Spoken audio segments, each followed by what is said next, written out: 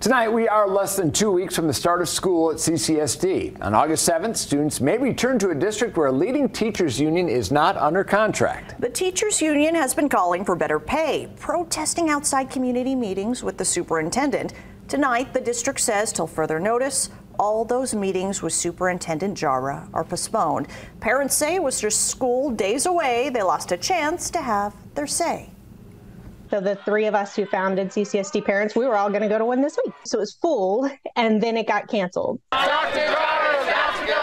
Last week's Java with Jara in Boca Park, surrounded by protests outside, was the last time parents could meet with the CCSD superintendent. CCSD canceled a Henderson meeting Wednesday as teachers showed up in protest again. Monday, CCSD released this statement. To keep the Java with Jara discussions focused on student success and spare the community further interruptions, the Clark County School District is postponing these events until negotiations conclude. Families, quote, deserve the superintendent's uninterrupted attention. CCA is in the middle of negotiations with CCSD over teacher pay and says in a statement, educators are angrier than ever. Jara is running from accountability. He simply can't face the music. It's just frustrating, again, that when you want to get information about your child's school district, that it's just so hard to do it. Rebecca Dirks Garcia was one of the founders of the Facebook page CCSD Parents, helping post school district updates for thousands of families. She says other than school board meetings, there's very few chances for parents to be heard and get questions answered. From school safety to changes of school start times, many parents, Dirks Garcia says,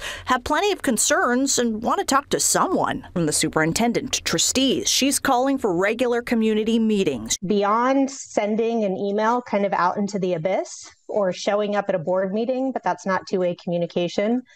There are very few opportunities for parents and the general community to reach anybody outside of their school.